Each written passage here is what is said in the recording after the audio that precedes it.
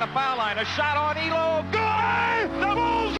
The National Basketball Association (NBA) is one of the most competitive, thrilling sports leagues in the world, and over the past 90 years, the rules of the game have been modified and adapted to keep up with changing game styles and trends. From the first game played on June 6, 1946, to today, the NBA has undergone countless rule changes and a renaming from the Basketball Association of America (BAA) to the NBA in 1949. There was also efforts to increase the speed and flow of the game.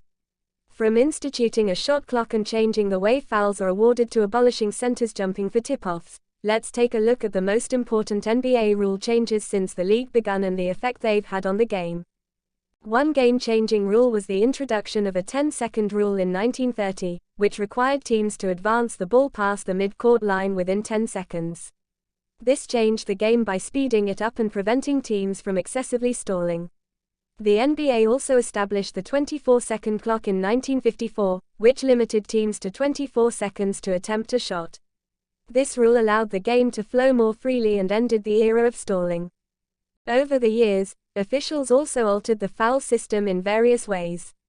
One rule introduced in the early years was, players were ejected from playing, upon accumulating 6 personal fouls in a game, a rule which would remain in place until the 1950s. In 1952, the NBA implemented the clear path foul, which penalized defenders for stopping dribblers from proceeding in an open path to the basket. Originally instituted as a penalty shot and taken from behind the backboard, it was eventually changed to 2 or 3 foul shots. The three-point line, first introduced in the ABA in 1967, was adopted by the NBA in 1979 and altered the way teams attacked the court offensively. The fountain of three-point shots increased the complexity of the game, as it allowed teams to quickly score baskets as well as prevent long scoring droughts. The way teams handle the center jump was also drastically changed.